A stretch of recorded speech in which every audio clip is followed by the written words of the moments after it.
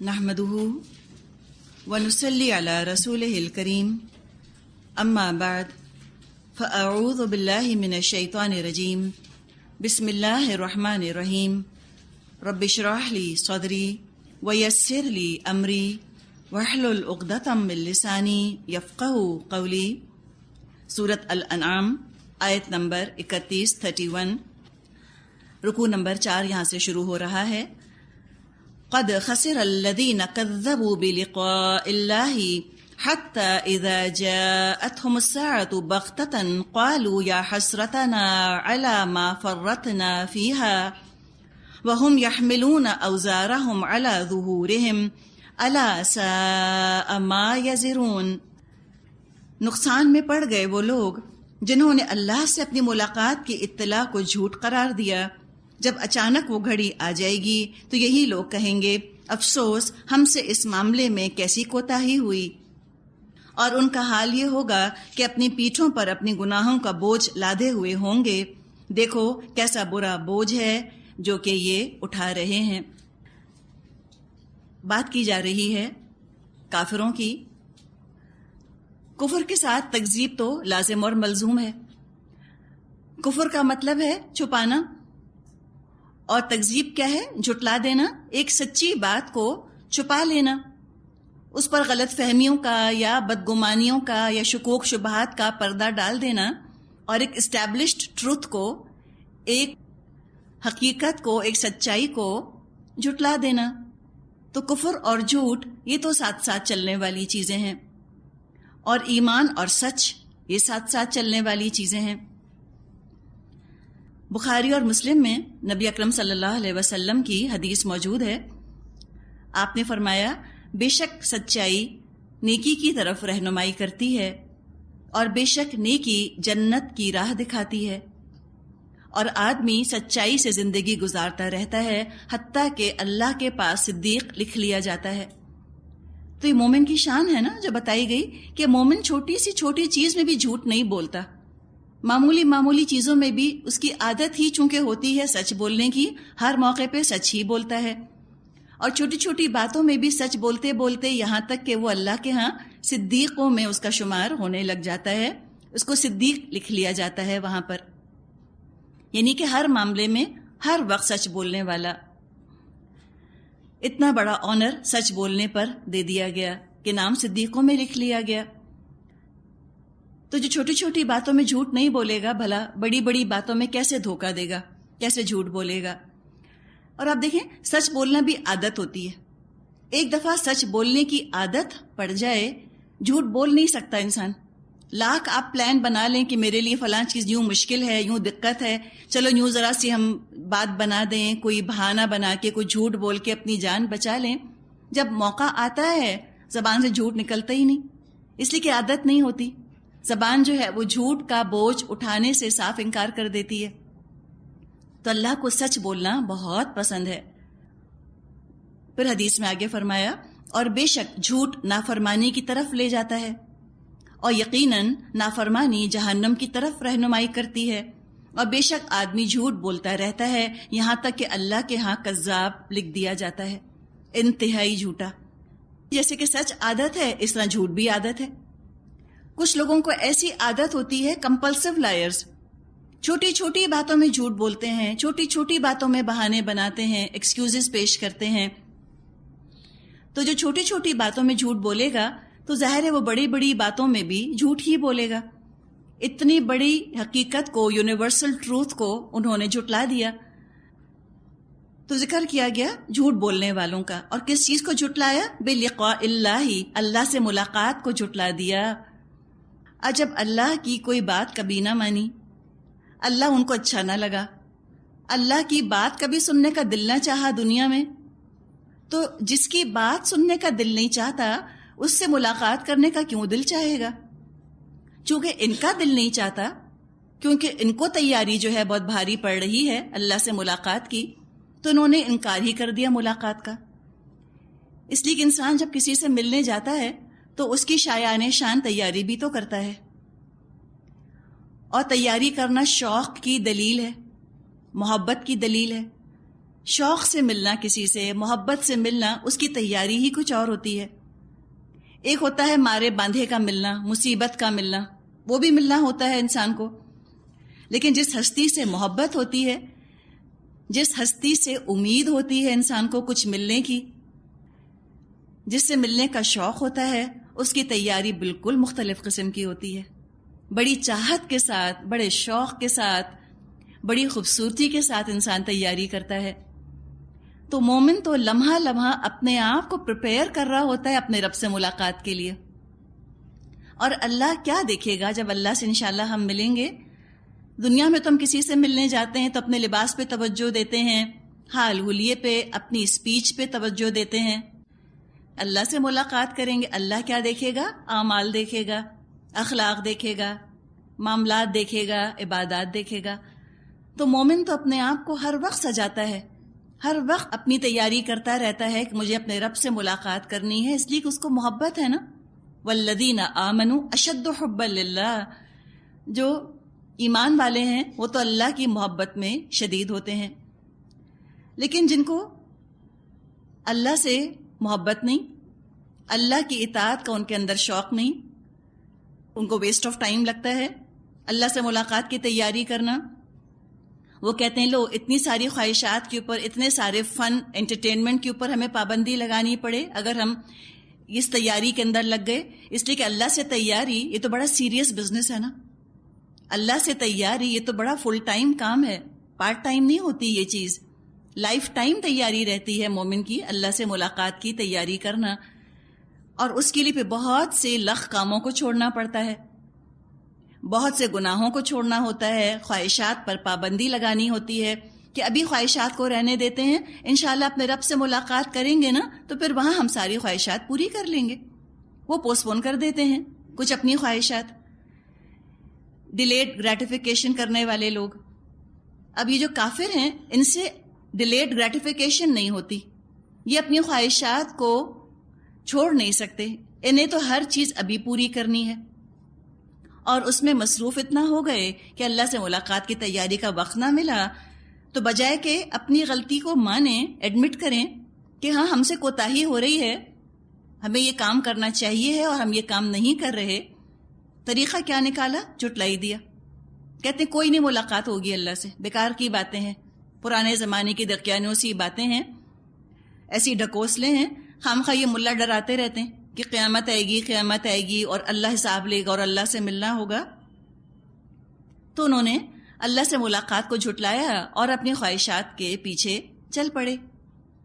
تو اب ایسی سوچ رکھنے والوں کی حالت پر افسوس کا اظہار ہے یہاں پر، اتنے مگن ہو گئے دنیا میں کہ آخرت کی تیاری کی فرصت نہ ملی، اور اپنی اس کوتاہی پر ڈیفائنس کا پردہ ڈالا کہ چلو آخرت تو آنی نہیں، یہ کہہ دو۔ کچھ نے سوچا آخرت تو بس ایک فارمیلٹی ہوگی، آئی بھی تو کیا بس ایک فارمیلٹی کے طور پر ہوگی، جنت میں داخل ہونے سے پہلے سب کو ایک میدان میں جمع کیا جائے گا، ایک گرینڈ گیٹ ٹوگیدر ہوگا، اور اس کے بعد سب کو جنت میں ڈال دیا جائے گا۔ تو یہاں ہم دیکھ رہے ہیں کہ ان کی ساری اس طرح کی خوش فہمیاں، غلط فہمیاں دور کی جا رہی ہیں۔ وہاں کیا ہوگا؟ قیامت کے دن عمل دیکھا جائے گا، اور اس وقت پھر یہ پچھتائیں گے اور ریگریٹ کریں گے اور کہیں گے کہ بڑی کمی ہو گئی ہم سے۔ فرتنا، فرتا کا مطلب ہوتا ہے کمی کرنا، افراط کا مطلب ہوتا ہے زیادتی کرنا، اور قیامت کے دن اپنی ایسی باتوں کا بوجھ اٹھائے ہوئے آئیں گے، خود بھی بہکے، خود بھی گمراہ ہوئے، اور اپنی ایسی باتوں سے، اپنے اسکیپٹسزم سے، اپنے دین کو جھٹلانے سے انہوں نے نامعلوم کتنے اور لوگوں کی راہ مار لی، کتنے لوگوں کو آخرت کی تیاری سے غافل کر دیا۔ تو ان کے برے اعمال کا بوجھ بھی ان کے اعمال نامے کے اندر ہوگا۔ حدیث میں آتا ہے قیامت کے روز نیک اعمال لوگوں کی سواری بن جائیں گے۔ مراد کیا ہے کہ نیک اعمال جنت تک پہنچانے میں مددگار ہوں گے، فیسیلیٹیٹ کریں گے جنت تک کا سفر، اور بد اعمال بھاری بوجھ کی شکل میں ان پر لدے ہوئے ہوں گے، یعنی اپنے گناہوں کا بوجھ ہوگا ان کا۔ یہ جو فرمایا ہے نا وَهُمْ يَحْمِلُونَ أَوْزَارَهُمْ عَلَى ظُهُورِهِمْ، اپنی پیٹھوں پر انہوں نے بوجھ لادا ہوا ہوگا، اپنے گناہوں کا بوجھ لادا ہوگا۔ اولاد کو اگر دین پر چلانے کی کوشش نہیں کی تو اس کا گناہ ہوگا، اس لیے کہ حقیقت ہے کہ اولاد کو ان کی خواہش پہ، ان کی مرضی پہ چھوڑ دینا بڑا آسان ہے۔ اتنا سمپل ہے زندگی انسان کی، اتنی آسان، اتنی ہلکی ہو جائے اگر ہم بچوں کو منمانی کرنے دیں۔ ٹائٹل کیا لگایا جاتا ہے اس پر؟ جب بچوں پہ پابندیاں نہیں لگائی جاتی، جب بچوں کو دین پر نہیں چلایا جاتا، تو اس کو عنوان کیا دیا جاتا ہے؟ ایک تو یہ کہ as long as they are happy, اور جی ہاں اس پہ لیبل لگایا جاتا ہے کانفیڈنس کا۔ کہتے ہیں کہ بھئی زیادہ ریسٹرکشنز مت لگاؤ، لیٹ دیم بیکم کانفیڈنٹ، ان کو بااعتماد ہونے دو۔ کہتے ہیں اگر بہت زیادہ ان پر دین کی پابندیاں لگائیں تو ان میں تو اعتماد نہیں رہے گا، ان کی شخصیت مسخ ہو جائے گی، پرسنالٹیز ڈسٹارٹ ہو جائیں گی، یہ تو کمپلیکسز کا شکار ہو جائیں گے، اور نامعلوم کیا کچھ ونیئرز جو ہیں وہ ایک برے کام پر چڑھا دیے جاتے ہیں، خوبصورت خوبصورت الفاظ کی لیئرز جو ہیں وہ چڑھا دی جاتی ہیں ایک برے کام پر۔ اور سب سے بڑی بات کیا کہ والدین اپنی زندگی میں خود مگن رہ سکتے ہیں، ان کی رسپانسبلٹی کچھ نہیں رہتی، وہ اپنی زندگی میں مگن رہیں، بچوں کو انہوں نے ان کے حال پہ چھوڑ دیا، چریں اور چگیں اور جو مرضی وہ کریں۔ جو ماں باپ اپنے بچوں کو پکڑ کے دین پہ چلانا چاہتے ہیں ان کو آپ دیکھیں کتنی مشکلات اٹھانی پڑتی ہیں، فل ٹائم جاب ہے، صبح سے لے کے فجر کی نماز سے لے کے عشاء کی نماز تک جان ماں باپ کی اٹکی رہتی ہے نا، ہر وقت بچوں کے ساتھ لگے رہتے ہیں، تو یہ تو مشقت والا کام ہے، تو کیسے ہو سکتا ہے کہ اللہ اس کا اجر نہ دے؟ اور جنہوں نے چھوڑ دیا تو دنیا تو آسان ہو گئی، بڑی ہلکی ہو گئی، بڑی کیئر فری ہو گئی، کوئی رسپانسبلٹی نہ رہی، لیکن قیامت کے دن وہ بڑی ذمہ داری، بڑا بھاری بوجھ بن کے ماں باپ کے اوپر یہ چیز لدی ہوئی ہوگی کہ اپنی اولاد کو انہوں نے دین پر چلانے کی کوشش نہیں کی، اس کا وبال بھی وہ بھگتیں گے اور اولاد اپنی جگہ وبال بھگتے گی۔ پھر جتنے لوگوں کو بہکایا یا ورغلایا ہوگا یا روکا ہوگا دین کی تیاری سے، اللہ کی ملاقات کی تیاری سے، جن جن لوگوں کو روکا ہوگا ان کے اعمال کا وبال بھی ان کے پیٹھوں کے اوپر لدا ہوا ہوگا۔ لوگوں سے کہہ دیا کہ بھئی ڈونٹ بی موربڈ، کیا ہر وقت تم قیامت سے ڈرتے رہتے ہو، کیا تم کو دوزخ سے ڈر لگتا رہتا ہے، چھوڑو چھوڑو سب باتیں، ہیو فن، مزے کرو، کوئی نہیں ہونا یہ سارا کچھ، اللہ بخش دے گا سب کو، اگر ہوا بھی تو اللہ بخش دے گا۔ تو جو سیریس تھے آخرت کے بارے میں ان کو بھی نان سیریس کر دیا انہوں نے، تو جنہوں نے اللہ سے ملاقات کی تیاری کو نگلیکٹ کیا وہ تو اپنے گناہوں کا بوجھ اٹھائیں گے ہی اٹھائیں گے، یہ بھی اٹھائیں گے جنہوں نے غلط مشورے دیے تھے ان کو۔ سورہ عنکبوت میں اللہ تعالیٰ نے فرمایا ہے آیت نمبر 13 میں وَلَيَحْمِلُنَّ أَثْقَالَهُمْ وَأَثْقَالًا مَعَ أَثْقَالِهِمْ، وہ ضرور اپنے بوجھ اٹھائیں گے اور اپنے بوجھ کے ساتھ دوسرے بہت سے بوجھ اٹھائیں گے۔ اور کیا وجہ ہوئی؟ اپنے اتنے مہربان رب سے غافل کیوں رہ گئے؟ 30ویں پارے کی صورت میں آتا ہے نا کہ اللہ پوچھے گا قیامت کے دن انسانوں سے کہ یا ایھا الانسان ما غرک بربک الکریم، اے انسان بتا کس چیز نے تجھ کو اتنے کریم رب کے بارے میں دھوکے میں رکھا؟ کیوں نہ تم نے ملنا چاہا اپنے رب سے؟ اس لیے کہ اللہ کے رحم کا مستحق بننے والا کوئی کام ہی نہیں کیا تھا دنیا میں، تو اللہ کو فیس نہیں کر سکتے تھے، اتنی نافرمانیاں کی تھیں، کبھی نہ اللہ کا کلام پڑھا، مذاق ہی اڑاتے رہے ان لوگوں کا جو اللہ کے فرما بردار تھے۔ حماقت کی دلیل لگتا تھا ان کو اللہ سے ڈرنا لوگوں کا دنیا میں، اب کس منہ سے اللہ کا سامنا کریں گے؟ اور وجہ کیا تھی دنیا میں؟ وجہ آگے بتا دی گئی کہ دنیا کی زندگی بہت پیاری لگی تھی ان کو۔ آیت 32 وَمَا الْحَيَاةُ الدُّنْيَا إِلَّا لَعِبٌ وَلَهْوٌ، دنیا کی زندگی تو ایک کھیل اور تماشا ہے، یہ ہے حقیقت۔ کس لحاظ سے؟ دیکھیں، دنیا کی زندگی کو ہم چاہیں تو انتہائی سنجیدہ معاملہ سمجھ لیں اور چاہیں تو ایک تماشا سمجھ لیں۔ دراصل دنیا کی زندگی ہے نہایت سنجیدہ چیز، اس کو نہایت سنجیدگی کے ساتھ نہایت سیریسلی اس کو لینے کی ضرورت ہے۔ انسان اپنے آپ کو یہاں پابند بنا لے اپنے رب کی مرضی کا، چھوڑ دے خواہشات کو، تھوڑا سا جبر کر لے نفس پر، تھوڑا سا صبر کر لے یہاں پر، تھوڑا سا جم جائے نیکیوں پر، ذرا سا اپنے رب پر تو فوکس کر کے اس کو راضی کرنے کی کوشش کر لے۔ اور جس نے اپنا یہ ہدف بنا لیا کہ مجھ کو اپنے رب سے ملاقات کی تیاری کرنی ہے، اس کی زندگی میں تو سنجیدگی آ ہی جاتی ہے. جیسے کہ حدیث میں آتا ہے کہ الدنیا سجن المؤمن، دنیا تو مومن کے لیے قید خانہ ہے. کتنا بھی اللہ نے اس کو مال دیا ہو، دولت دی ہو، لیکن اس کو پتہ ہے کہ میں ان چیزوں کے، ان نعمتوں کے استعمال میں مطلقاً آزاد نہیں ہوں، میں پابند ہوں. مومن تو شریعت کے کھونٹے سے بندھا ہوا ہوتا ہے. تو چاہے گلڈڈ کیج ہی صحیح، چاہے سونے کا پنجرہ ہی صحیح، بہرحال مومن کی زندگی تو ایک قید کسی کیفیت میں گزرتی ہے. وہ اپنے رب کا غلام ہے نا، وہ پابند ہوتا ہے. اس کے برعکس والجنت الکافر، اور کافر کے لیے دنیا ایک باغ کی طرح ہے. جو کافر زندگی گزارتا ہے وہ تو اس کو ایک فن اور انٹرٹینمنٹ والی کیفیت محسوس ہوتی ہے دنیا میں. کھانا ہے، پینا ہے، انجوائے کرنا ہے اور بس مزے کرنے ہیں یہاں پر. تو یہ تو ایٹیٹیوڈ کا فرق پڑ جاتا ہے جب انسان اپنا ٹارگٹ مختلف کر لے. مثال کے طور پہ ایک جگہ ہے جہاں آپ کو پتہ ہے کہ آپ کو پکنک منانے جانا ہے، آپ کا رویہ کیسا ہوگا؟ مختلف ہوگا نا. یا آپ کسی جگہ جاتی ہیں جہاں آپ کو پتہ ہے کہ آپ کو ڈنر پر بلایا گیا ہے، پارٹی ٹائم ہے، آپ پارٹی منانے جا رہی ہیں، تو وہاں آپ کا رویہ مختلف ہوگا. اور کہیں آپ جا رہی ہیں یہ سوچ کے کہ ایگزام دینے جانا ہے، وہاں رویہ مختلف ہوگا نا. تو ڈپینڈ کرتا ہے کہ دنیا کو کیا سمجھا، کہ دنیا کو پکنک اسپاٹ سمجھا ہے یا کوئی پارٹی ٹائم سمجھا ہے یا ایگزامینیشن ہال سمجھا ہے، کیا سمجھا. کافروں کے لیے تو it's one big party time. کہتے eat drink and be happy don't worry, ان کا تو یہ سلوگن ہے، کھاؤ پیو مزے کرو.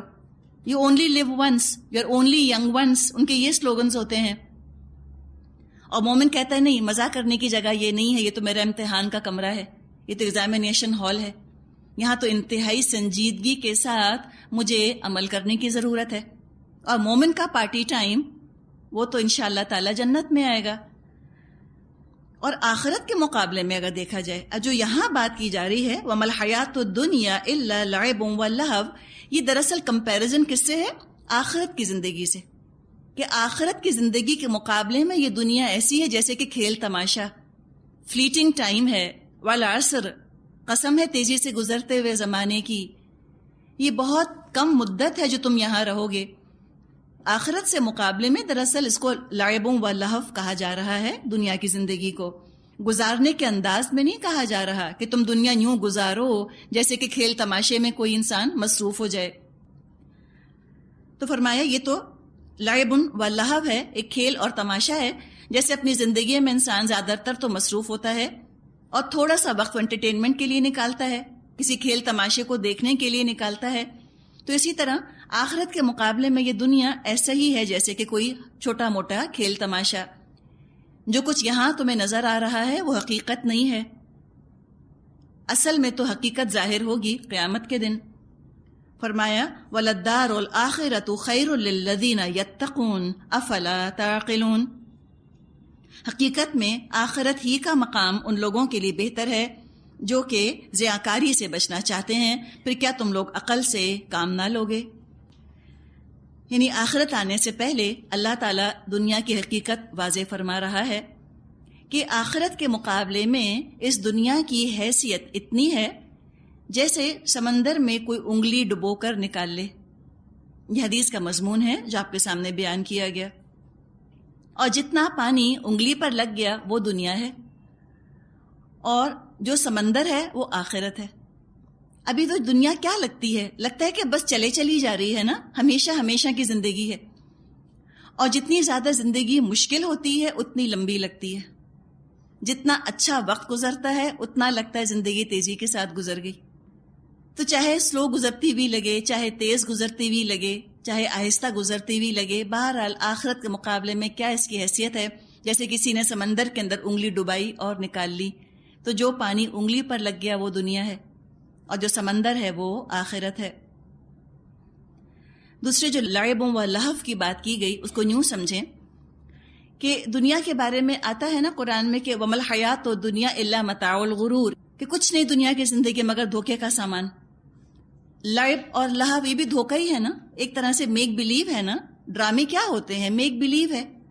تو متاع الغرور بھی کہا گیا ہے دنیا کو، دھوکے کا سامان کہا گیا ہے اس کو.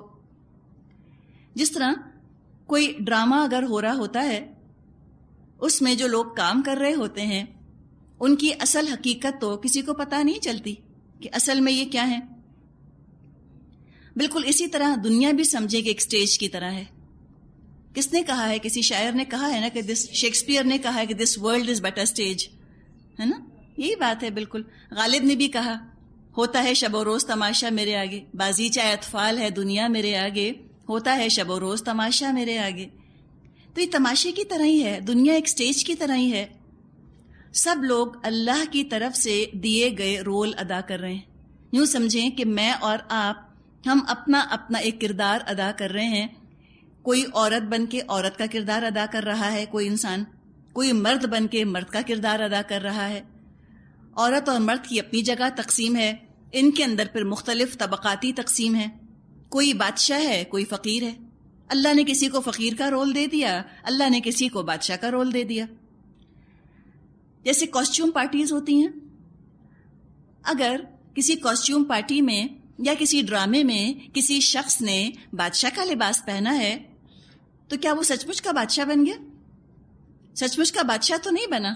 اگر واقعی وہ اپنے آپ کو وہ لباس پہن کر سچ مچ کا بادشاہ سمجھنے لگے تو لوگ اس کے ذہنی توازن پہ شک کریں، کہیں بیچارے کو پتہ نہیں کیا ہو گیا، عجیب ڈیلیوڈڈ ہے۔ یا کسی نے فقیر کا لباس پہنا، فقیر کا لباس پہن کر وہ فقیر تو نہیں ہو گیا، وہ تو جب کاسٹیومز اتریں گے تو ریالٹی پتہ چلے گی۔ تو بالکل اسی طرح یہ دنیا ٹیمپرری ہے، عارضی ہے، ایک طرح کا میک بلیو ہے۔ جو لوگ یہاں پر ہیں وہ حقیقت میں وہ نہیں ہیں، وہ نظر آ رہے ہیں، اللہ نے بس کاسٹیومز پہنا دیے ہیں ہم کو، اور قیامت کے دن سب کی اصلیت ظاہر ہو جائے گی۔ وہاں جب کاسٹیومز اتریں گے، جب روحیں ظاہر ہوں گی، جب اعمال نامے ظاہر ہوں گے تو پتہ چلے گا کہ اصل میں فقیر کون ہے، اصل میں بادشاہ کون۔ جب کاسٹیوم اترے گا پتہ چلے گا فرعون تو کوئی بادشاہ نہیں، فقیر ہے۔ اور جب کاسٹیوم اتریں گے تو پتہ چلے گا کہ بلال رضی اللہ عنہ کوئی فقیر غلام نہیں، وہ ہیں بادشاہ۔ کیا محلات ان کے ہیں، کیا لباس ان کا ہے۔ حالانکہ دنیا میں تو لوگوں کے غلام کی حیثیت تھی ان کی، وہ ہوں گے محلوں کے مالک اور باغات کے، اور خادم ان کی خدمت کر رہے ہوں گے۔ اور آخرت میں پتہ چلے گا اصل میں امیر کون ہے، اصل میں مفلس کون ہے۔ نبی اکرم صلی اللہ علیہ وسلم نے ایک دفعہ صحابہ سے پوچھا کہ بتاؤ مفلس کون ہے؟ صحابہ نے جواب دیا کہ جس کے پاس درہم اور دینار نہ ہو۔ آپ نے فرمایا نہیں، مفلس وہ ہوگا جو قیامت کے دن نماز، روزے، حج، زکوٰۃ، عبادات بہت کچھ لے کر آئے گا، لیکن دنیا میں اس نے کسی کی غیبت کی ہوگی، اس کی کچھ نیکیاں دوسرے کو دے دی جائیں گی، کسی کو تانا دیا ہوگا، کسی کی غیبت کی ہوگی، کسی کو گالی دی ہوگی، کسی کا حق مارا ہوگا، اس کی نیکیاں دوسروں میں تقسیم ہو جائیں گی، یہاں تک کہ اس کے پاس کچھ نہیں بچے گا۔ اور پھر بھی لوگوں کا حق باقی رہ جائے گا تو لوگوں کے گناہ اس شخص کے اعمال نامے میں ڈال دیے جائیں گے اور اس کو گھسیٹ کر جہنم میں ڈال دیا جائے گا۔ تو وہ ہوگا نا مفلس۔ تو نیکیوں کی حفاظت کرنا یہ بھی بڑا سنجیدہ معاملہ ہے نا۔ اپنی نیکیوں کی حفاظت کرے انسان، یہ نہ ہو کہ دنیا میں ہم سمجھیں کہ ہم بہت نیکیاں کر کے اور نیک ہو گئے اور قیامت کے دن پتہ چلے کہ وہ تو دوسروں کے حصے میں چلی گئیں، وہاں تو مفلسی ہی مفلسی ہو۔ ایک اور حدیث میں مضمون آتا ہے کہ عقل مند وہ ہے جو اپنے نفس کا محاسبہ کرتا رہے، یعنی اپنی اکاؤنٹیبلٹی لیتا رہے اور بقدر کفایت معاش پر راضی ہو جائے۔ سمجھ آئے؟ بقدر کفایت معاش پر راضی ہو جائے، یعنی کہ اتنا سسٹیننس اس کو کافی لگے کہ جو اس کی زندگی گزارنے کے لیے کافی ہو۔ بہت اونچے اونچے ارمان اس کے دل میں نہ ہوں کہ بہت اعلیٰ کھاؤں، بہت اعلیٰ پہنوں، بہت بڑے گھر میں رہوں۔ جو مل گیا اس پر وہ قانع ہے، قناعت سے رہنے والا ہو، اور موت کے بعد کے لیے سارا عمل وقف کر دے، وہ ہے اصل میں عقل مند۔ آگے فرمایا آیت 33-34، قد نعلم انه ليحزنك الذي يقولون فانهم لا يكذبونك ولكن الظالمين بآيات الله يجحدون۔ اے محمد صلی اللہ علیہ وسلم، ہمیں معلوم ہے جو باتیں یہ لوگ بناتے ہیں ان سے آپ کو رنج ہوتا ہے، لیکن یہ لوگ آپ کو نہیں جھٹلاتے مگر یہ ظالم دراصل اللہ کی آیات کا انکار کر رہے ہیں. وَلَقَدْ كُذِّبَتْ رُسُلٌ مِّن قَبْلِكَ فَصَبَرُوا عَلَى مَا كُذِّبُوا وَأُوذُوا حَتَّى أَتَاهُمْ نَصْرُنَا. آپ سے پہلے بھی بہت سے رسول جھٹلائے جا چکے مگر اس تکذیب پر اور ان اذیتوں پر جو ان کو پہنچائی گئیں انہوں نے صبر کیا یہاں تک کہ انہیں ہماری مدد پہنچ گئی. وَلَا مُبَدِّلَ لِكَلِمَاتِ اللَّهِ وَلَقَدْ جَاءَكَ مِن نَبَإِ الْمُرْسَلِينَ. اللہ کی باتوں کو بدلنے کی طاقت کسی میں نہیں ہے اور پچھلے رسولوں کے ساتھ جو کچھ پیش آیا اس کی خبریں تمہیں پہنچ ہی چکی ہیں. اب یہاں پر خطاب نبی اکرم صلی اللہ علیہ وسلم سے ہے کہ اے رسول صلی اللہ علیہ وسلم، ہم خوب جانتے ہیں کہ آپ جو ہمارا پیغام پہنچا رہے ہیں اور اس کے نتیجے میں جس طرح آپ کا مذاق اڑ رہا ہے اور جس طرح آپ اذیت اٹھا رہے ہیں یہ سب باتیں اللہ کے علم میں ہیں. یہ جو بات فرمائی کہ آپ کو غمگین کرتی ہیں ان کی باتیں، کیا باتیں غمگین کرتی تھیں نبی اکرم صلی اللہ علیہ وسلم کو؟ ان کو غم یہ ہوتا تھا کہ میں ان کو ہدایت کا، جنت کا راستہ دکھا رہا ہوں اور یہ منہ موڑے چلے جا رہے ہیں. اس بات سے آپ کو غم ہو جاتا تھا، آپ پریشان ہو جاتے تھے کہ ان کا انجام کیا ہوگا. رسول تو سراپا خیر خواہی ہوا کرتے تھے، ان کے اندر بے غرضی، بے نفسی ہوا کرتی تھی، سیلف لیس ہوا کرتے تھے. ہاں، جب قوم ان کو پاگل یا جادوگر یا جھوٹا کہتی تھی، عزت نفس رکھنے والے انسان ہونے کے ناطے ان کو یہ باتیں یقیناً چبھتی تو تھیں، تکلیف تو ہوتی تھی، لیکن وہ اپنی ذات سے زیادہ دوسرے کی ذات کو اہمیت دینے والے تھے. یہ باتیں برداشت کر لیتے تھے، پرسنل انسلٹس، بے عزتی برداشت کر لیتے تھے، لیکن جس بات کی تکلیف ان کو ہوتی تھی وہ یہ کہ یہ بات سنتے کیوں نہیں، نقصان اپنا کر رہے ہیں. یہ اس بات کی رسولوں کو فکر زیادہ ہوتی تھی. ذاتی بے عزتی پر ان کو غصہ نہیں آتا تھا. اسی لیے آپ کہیں یہ نہیں پڑھیں گی کہ انہ لا یغضبک الذی، کہ آپ کو غصہ نہ دلائے ان کا قول. غصے کا لفظ ہم نہیں پڑھیں گے، لا یحزن کا ہی ہم پڑھیں گے کہ آپ کو غمگین نہ کرے ان کی بات. غمگین یعنی غم دوسرے کا پڑتا ہے نا، کہ آپ ان کے لیے غمگین مت ہوں. کیوں؟ یہ آپ کو نہیں جھٹلا رہے، یہ ظالم تو دراصل اللہ کی بات کو جھٹلا رہے ہیں.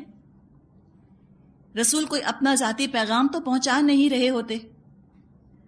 رسول کا جھٹلانا دراصل اللہ کی بات کا جھٹلانا ہوتا ہے. رسول کو جھٹلانا ایسا ہے جیسے کہ اللہ کی بات کو جھٹلا دیا. رسول تو حق کا معیار ہوتے ہیں. رسول کو جھٹلانا دراصل حق کو جھٹلانا ہے. تو نبی اکرم صلی اللہ علیہ وسلم کے ساتھ جو یہ معاملہ پیش آ رہا تھا کوئی نیا نرالا معاملہ نہیں تھا. پچھلے رسولوں کے ساتھ بھی یہی کچھ رویہ قوموں نے اختیار کیا، اور آج بھی رسول کی امتیوں میں سے اگر کوئی اٹھ کر یہ کام کرنا شروع کرے گا، پیغام رسول کا لوگوں تک پہنچانے کی کوشش کرے گا، اس کے ساتھ بھی یہی ہوگا. اس کو بھی جھٹلایا جائے گا، اس کی بھی تکذیب ہوگی. تو پچھلے رسولوں کی بھی تکذیب کی گئی. اللہ تعالیٰ نے خود ان سے انتقام لے لیا. ان قوموں کا کیا حال ہوا ان کی مزید تفصیل جو ہے وہ سورہ اعراف میں مل جائے گی. ابو جہل نے ایک دفعہ نبی اکرم صلی اللہ علیہ وسلم سے بات کرتے ہوئے کہا کہ ہم آپ کو جھوٹا نہیں کہتے، لیکن جو کچھ آپ پیش کر رہے ہیں اس کو جھوٹ قرار دیتے ہیں. فرق کیا ہوا؟ فرق یہ ہوا اس نے کہا کہ جو کچھ آپ کہہ رہے ہیں نعوذ باللہ آپ کی دماغی حالت ٹھیک نہیں ہے. تبھی تو وہ کہتے تھے نا ساحر یا مجنون، یہ کہا کرتے تھے. اس کا مطلب تھا کہ آپ کو خود نہیں پتا کہ آپ کہہ کیا رہے ہیں. آج کی اصطلاح میں کیا باتیں سننے کو ملتی ہیں؟ لوگ کہتے ہیں کہ ہم تم کو نہیں ڈاؤٹ کر رہے، تمہیں کسی نے برین واش کر دیا، تمہاری برین واشنگ ہو گئی ہے. اچھا فلاں، تم فلاں کے درس میں جاتے ہو، ہاں وہ تو یہی کرتے ہیں، وہاں سے جو بھی نکلتا ہے اس کا یہی حال ہو جاتا ہے. یہ طریقہ ہوتا ہے آج بات کرنے کا. اور طریقہ اس طرح افیکٹو کن لوگوں پر ہوتا ہے؟ جن کے اندر ایگو پرابلم ہو یا جو حق جن کے دل میں ٹھکا نہ ہو. یہ کہہ کر کے تمہاری برین واشنگ ہو رہی ہے. کوئی تمہیں مسمرائز کر رہا ہے، کوئی تمہیں ہپنوٹائز کر رہا ہے. وہ کہنا یہ چاہتے ہیں کہ عجیب بے وقوف ہو، پڑھ لکھ کر تم نے کیا کیا؟ کسی اور کی باتوں میں آ گئے ہو، کسی اور کے ورغلانے میں تم آ گئے ہو. کوئی تمہیں بہکا رہا ہے اور تم نے اس کی بات مان لی. تو یہ انداز کہ تم غلط نہیں کر رہے، کسی نے تمہارے ساتھ برا کیا ہے. نبی اکرم صلی اللہ علیہ وسلم سے بھی اس نے یہی کہا ابو جہل نے کہ آپ کو جھوٹا نہیں کہتے، لیکن جو کچھ آپ بیان کر رہے ہیں وہ جھوٹ ہے.